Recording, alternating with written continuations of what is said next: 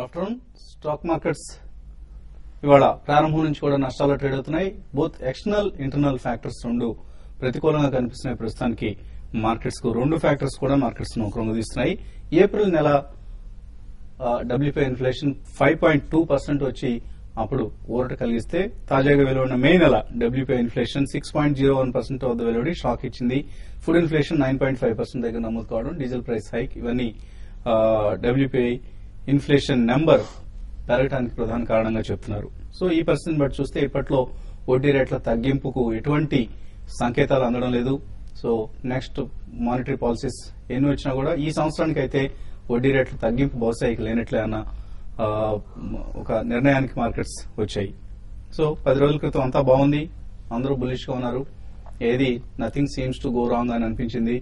ఇప్పుడు చూస్తే అన్ని నెగిటివ్ న్యూసే కనిపిస్తున్నాయి. ఓవైపు ఇరాక్ అంతర్యుద్ధం వార్తలు మొట్టమొదటి ప్రభావం చూపిస్తే, ఇప్పుడు domestic factors like WPI inflation హైగా వెలువడటం, అలాగే ఎల్నినో ఎఫెక్ట్ వర్షపాతం అనుకున్న దానికంటే 45% తక్కువ నమోదవుతుందన్న అంచనా, ఇవన్నీ మార్కెట్ సెంటిమెంట్ ను కొంగదీస్తున్న అంశాలు. Banks, metals, oil and gas sectors లో అమ్మకాల ఒత్తిడి హెచ్చుగా ఉంది.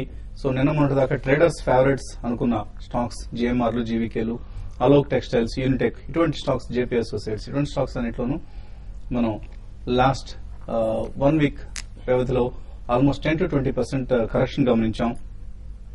అయితే ఇప్పటికి కూడా ఆమ్టెక్ కావచ్చు, అలోక్ కావచ్చు, ఆర్బిట్, డీబీ రియల్టీ ఇటువంటి స్టాక్స్ అన్ని కూడా ఎనీవేర్ బిట్వీన్ 20 to 70% పెరిగి ఉన్నాయి లాస్ట్ 1 month పెర్ఫార్మెన్స్ చూస్తే. సో ఇక్కడ నుంచి వస్తున్న కరెక్షన్ ఇది కొంత హెల్దీగానే అనుకోవచ్చు, ఇది హెల్దీ కరెక్షన్ అని భావించాలి. అయితే at the same time sentiment ఇప్పట్లో మెరుగవుతుందా, తిరిగి మళ్లీ బయింగ్ మూడ్ లోకి వస్తారా ఇన్వెస్టర్స్ అన్నదే ప్రధానమైన కన్సర్న్ ప్రస్తుతానికి మార్కెట్స్ లో. ఎందుకంటే ఎఫ్ఐ బయింగ్ ఫ్రైడే రోజు మనకు బయర్స్ గా కనిపించారు, కానీ ఇవాళ ఏం చేస్తారనేది ఎఫ్ఐఎస్ కొంత ఆసక్తికరం. ఎందుకంటే ఫ్రైడే రోజు బల్క్ డీల్స్ జరిగాయి, అటు సిటీ యూనియన్ బ్యాంక్ లాంటి కౌంటర్స్ లో కావచ్చు, లేదా హీరో మోటార్ కార్ప్ లో బ్లాక్ డీల్స్ కావచ్చు. వాటి కారణంగా మనకు నెట్ బై ఫిగర్ కనిపిస్తుంది. అదర్వైజ్ ఆ డీల్స్ మినహాయిస్తే FIs for net sells on Friday also. So ఇక్కడ మార్కెట్స్ ఎలా బిహేవ్ చేస్తాయి ఇవాళ నుంచి నెక్స్ట్ 1 or 2 సెషన్స్ కొంత కీలకం కావచ్చు.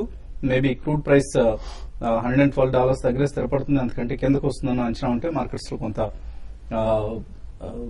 బయింగ్ రావచ్చు. అదర్వైజ్ మరికొంతకాలం ఈ ట్రెండ్ కొనసాగే అవకాశాలు కనిపిస్తుంది. ఈ పరిస్థితి మీద అనలిస్ట్ ఏమంటున్నారో తెలిసిన ప్రయత్నం చేద్దాం. సో మనం మిడ్ క్యాప్స్ లో చూస్తున్నాం, భారీ కరెక్షన్ చూస్తున్నాం.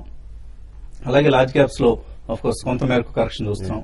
And oil and gas, metals, banks, trade sensitive sectors ఇవి, వీటిలో ఎక్కువ మనం ప్రైస్ కరెక్షన్ చూస్తున్నాం. సో ఈ పరిస్థితిలో బై అండ్ డిక్లైన్స్ అని మనం పదే చెప్తూ వచ్చాం. సో ఆ బై అండ్ డిక్లైన్స్ పద్ధతిని ఫాలో అవ్వాలా, లేకపోతే ఇంకా కరెక్షన్ డీపెన్ అవుతుంది, మరి కొంతకాలం వెయిట్ చేయడం మంచిదన్న ఉద్దేశంతో స్టే ఏవైనా సలహా ఇస్తారా? Yeah, it's definitely by on declines market అని అంటే డెఫినెట్లీ సెక్టోరల్లీ కొద్దిగా మనం IT and pharma out beat చేయడం చూసాం లాస్ట్ 3 to 5 ట్రేడింగ్ సెషన్స్ లో. ఎందుకంటే మనకి బేసికలీ ఇరాక్ ప్రాబ్లం మూలన కొద్దిగా బ్రెంట్ అండ్ నామెక్స్ రెండు కూడా స్ట్రెంగ్తెన్ అయినాయి. దాని పరంగా మనకి రూపీ కూడా కొద్దిగా క్షీణించింది. సో డెఫినెట్లీ సెక్టోరల్ చేంజింగ్ అనేది కొద్దిగా జరిగితే buy on decline strategy still holds very good అండి. ఎందుకంటే మనకి ప్రైమ్ మినిస్టర్ గారు కూడా చెప్పారు, ఈవెన్ ఫైనాన్స్ మినిస్టర్ నుంచి స్ట్రాంగ్ స్టేట్మెంట్స్ వెలువడుతున్నాయి. బడ్జెట్ లో there will be some reasonably strong measures and the country has to digest it. మనం 1 or 2 years లో if we have to come back on trail, అంటే financially if we have to be stronger, కొద్దిగా harsh measures తప్పవు అని చెప్పి. Actually that kind of noise will definitely ఊ the investors అండి. The market will like it. ఎక్కడైతే మనకి consumer కి ఏదైతే స్టేట్మెంట్స్ కానీ ఏదైతే చర్యలు గవర్నమెంట్ ఆఫ్ ఇండియా వాళ్ళు బడ్జెట్ ద్వారా చేపడతారో అది హార్ష్ గా ఉంటాయో మార్కెట్ కి డెఫినెట్లీ అవి చాలా పాజిటివ్ గానే పరిగణనలోకి తీసుకుంటాయండి. సో ఈ కాంటెక్స్ట్ లో I don't think the correction is going to be long lasting. Probably another 2-3 days or maybe another 2 weeks, close to about 3 weeks మనకు ఉంది కాబట్టి budget. Definitely next 1 or 2 weeks లో buy on decline strategy definitely counts అండి. Especially export oriented I think we should be buying certainly even now. ఇప్పుడు మనకి 1 or 2 price points లో తీసుకుంటే post budget మనకు ఒకవేళ నిజంగా ఈ సిపిఐ అండ్ డబ్ల్యూపీఐ ఫిగర్స్ మూలాన కొంచెం ఇన్ఫ్లేషనరీ ట్రెండ్ కొద్దిగా పాజిటివ్ గా ఉంది. బట్ ఒకవేళ మనకి ఇదే ట్రెండ్ కంటిన్యూ అయితే మాత్రం ఎక్స్పోర్ట్ ఓరియంటెడ్ మాత్రం definitely they will be very strong performers అండి. బట్ ఓవరాల్ చూసుకుంటే మాత్రం I think it is definitely A by on declines అండి. ఆటో ఆన్సిలరీ కానివ్వండి, ఆటో కంపెనీస్ కానివ్వండి, హౌసింగ్ ఫైనాన్స్ కంపెనీస్ కానివ్వండి, because the stress is definitely on infrastructure development. So infrastructure stocks wear the balance sheet is strong. So ఇటువంటి 5-6 sectors లో కూడా every dip should be use to buy అండి. Maybe not today it self, next 3 to 5 trading sessions లో తప్పకుండా first price point లో మాత్రం one should take a position. F&O లో ఎటువంటి యాక్షన్ చూస్తున్నారు? అండి లాస్ట్ కొన్ని రోజులుగా మనం చూస్తున్నామంటే కొంచెం కరెక్షన్ మిడ్ క్యాప్ కౌంటర్ లో కరెక్షన్ చూసాము. అయితే ఈ రోజు కొన్ని కౌంటర్ లో కొంత షార్ట్ కవరింగ్ అనేది మనకి రావడం చూసాము. బ్యాంకింగ్ మరి ముఖ్యంగా బ్యాంకింగ్ ఇండెక్స్ లో banking mid cap banking counters లో అయితే ఓవరాల్ పరంగా చెప్పాలంటే ఐటీ స్టాక్స్ లో కొంత బయింగ్ అనేది F&O లో కనపడుతుంది. ఈ రోజు కూడా చూస్తే టీసీఎస్ లో కూడా మంచి బయింగ్ అనేది టాప్ పొజిషన్ లో మనం చూసాము. అదే వాల్యూమ్స్ కూడా బాగా టీసీఎస్ లో ఎక్కువ జరుగుతున్నాయి. అదేవిధంగా ఇన్ఫోసిస్ లో కూడా F&O లో కూడా మంచి యాక్టివిటీ F&O లో ఇన్ఫోసిస్ లో కూడా యాక్టివిటీ కనపడుతుంది. ఓవరాల్ పరంగా చెప్పాలంటే మిక్స్డ్ గా ఉందని చెప్పొచ్చు. అదేవిధంగా కొన్ని కౌంటర్స్ లో బ్యాంకింగ్ మేజర్స్ అయిన యాక్సిస్ బ్యాంక్ లో హెవీ షార్ట్స్ అనేది ఈ రోజు బిల్డ్ కావడం చూసాము. నేరుగా స్టాక్ 3% దాకా కరెక్ట్ అయింది. ఇది ఇంకా ఫర్దర్ గా కొంచెం వీక్ అయ్యి 17-20 ఆ లెవెల్స్ కూడా టెస్ట్ చేయొచ్చు. ఈవెన్ రాను రోజుల్లో కొంత దీంట్లో ప్రాఫిట్ బుకింగ్ అనేది రావచ్చు. అదేవిధంగా ఎల్ఎన్టీ స్టాక్ లో కూడా కొంత ఈ F&O లో కొంత సెల్లింగ్ అనేది, తర్వాత ప్రాఫిట్ బుకింగ్ కైండ్ ఆఫ్ మనం చూస్తాం అన్వైండింగ్ పొజిషన్స్ చూస్తున్నాము. కాబట్టి ఈ విధంగా మిక్స్డ్ రియాక్షన్ ఉంది. బట్ ఓవరాల్ మార్కెట్ పరంగా చెప్పాలంటే నిఫ్టీ ఎవరీ హయ్యర్ లెవెల్ కి రికవరీ అవుతున్నట్టు అనిపించినా కూడా మళ్ళీ హయ్యర్ లెవెల్లో నిఫ్టీ ఫ్యూచర్స్ లో షార్ట్స్ బిల్డ్ కావడం చూస్తున్నాము. అంటే ఇవన్నీ కూడా అనలైజ్ చేస్తే మాత్రం కొంచెం మార్కెట్ లో హయ్యర్ లెవెల్లో నెక్స్ట్ 2-3 ట్రేడింగ్ సెషన్ లో కొంత సెల్లింగ్, దాంతోపాటు ఒక షార్ట్ సెల్ అనేది బిల్డ్ అవుతున్నాయి. కాబట్టి మార్కెట్స్ లో కొంత హయ్యర్ లెవెల్ సస్టైన్ కాలేకపోవచ్చు. నెక్స్ట్ అయితే కొన్ని స్టాక్స్ మాత్రం కొంచెం రికవరీ ఎన్ని రోజులు లాస్ట్ 3 రోజులుగా పడిన కౌంటర్స్ లో కొంత short covering like IB real estate లాంటి కౌంటర్స్ లో షార్ట్ కవరింగ్ అనేది చూసాము. కాబట్టి ఓవరాల్ ట్రెండ్ పరంగా మిక్స్డ్ గా ఉన్నాయి. బట్ ఓవరాల్ నిఫ్టీ పరంగా చెప్పాలంటే మాత్రం నిఫ్టీ ఇంకా కొంత వీక్ అయ్యే అవకాశం ఉంది. 7,500 అనేది కీలకమైన మద్దతు ఇప్పుడు ఇమీడియట్ గా అయితే. అది కానీ బ్రేక్ అయిందంటే 7,400 ఆ లెవెల్ దాకా నిఫ్టీ రావచ్చు. ఈవెన్ బ్యాంక్ నిఫ్టీ కూడా 15,000 బ్రేక్ అయ్యి మళ్ళీ 15,000 పైన ట్రేడ్ అవుతుంది.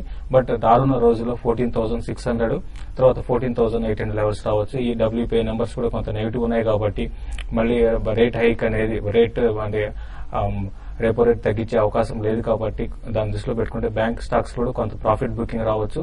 హై లెవెల్ సెల్లింగ్ చేయమని చెప్తాను. బట్ ఐటీ స్టాక్స్ లో నెక్స్ట్ 2-3 రోజులు ఇంకా లాంగ్ పొజిషన్స్ ఎవరైతే హోల్డ్ చేస్తున్నారో హోల్డ్ చేయమని చెప్తానండి. సో పిఎస్యు బ్యాంక్ స్టాక్స్ లో కొనుగోళ్లు కరువయ్యాయి. అయితే లాస్ట్ వీక్ మనం అనుకున్నట్లుగా ఎనర్జీ స్టాక్స్ లైక్ ఓఎంసీస్ లో ప్రధానంగా బీపీసీఎల్, హెచ్పీసీఎల్ ఇటువంటి కౌంటర్స్ లో లోవర్ లెవెల్స్ లో బయింగ్ సపోర్ట్ వస్తుంది. బీపీసీఎల్ ఇవాళ 2% పెరిగింది. అలాగే గెయిల్ 3% పెరిగింది. ఐఓసీ 1.5% పెరిగింది. And ONGC of course up to 0.8% పెరిగింది.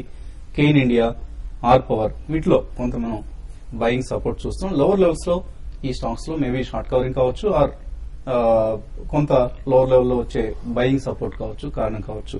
కాలర్స్ లైన్ ఉన్నారు. ఫస్ట్ కాలర్ నెల్లూరు నుంచి అహ్మద్. హలో, అడగండి అహ్మద్. సార్ అపోలో టైప్స్ ఉన్నాయి, అది ఉంచమంటారా లేకపోతే అమ్మేసిమంటారా సార్? ఏ రేట్లో కొన్నారు మీరు? సార్ 92 కొన్నాను సార్. 92లో తీస్తున్నారు అపోలో టైర్స్. హోల్డ్ చేయొచ్చా ఇక్కడ? మీరు మంచి ఒక దగ్గరగా 100 రూపీస్ పైన ప్రాఫిట్ లో ఉన్నారండి. అయితే రీసెంట్ హైస్ నుంచి కూడా ఈ స్టాక్ లో పెద్ద కరెక్షన్ అనేది చూడలేదు. మన మార్కెట్ మిడ్ క్యాప్ కౌంటర్స్ లో చాలా హెవీగా 10-15% కరెక్షన్ వచ్చినా కూడా పెద్ద పడలేదండి. Rubber stocks related tyre companies అన్ని కూడా చాలా స్ట్రాంగ్ గానే ట్రేడ్ అవుతున్నాయండి. మీరు హోల్డ్ చేయండి, లేకపోతే ట్రైలింగ్ స్టాప్ లాస్ తో లేదంటే కొంత మీకు హెవీ క్వాంటిటీ ఉంటే మాత్రం ఒక 50% మీరు ప్రాఫిట్ బుక్ చేసుకుని రిమైనింగ్ 50% లాంగ్ టర్మ్ కోసం హోల్డ్ చేయమంటాను. ఒకవేళ ఇందులో వచ్చినా కూడా షార్ట్ టర్మ్ కరెక్షన్, చిన్న కరెక్షన్ వస్తుంది తప్ప పెద్ద కరెక్షన్ ఇందులో వచ్చే అవకాశం లేదండి. మీరు స్టాక్ అయితే హోల్డ్ చేయమంటాను. బట్ ఇమీడియట్ గా మీరు షార్ట్ టర్మ్ ట్రేడ్ అయితే మాత్రం కొంచెం ర్యాలీస్ లో దీంట్లో ప్రాఫిట్ బుక్ చేసుకోమని చెప్తానండి.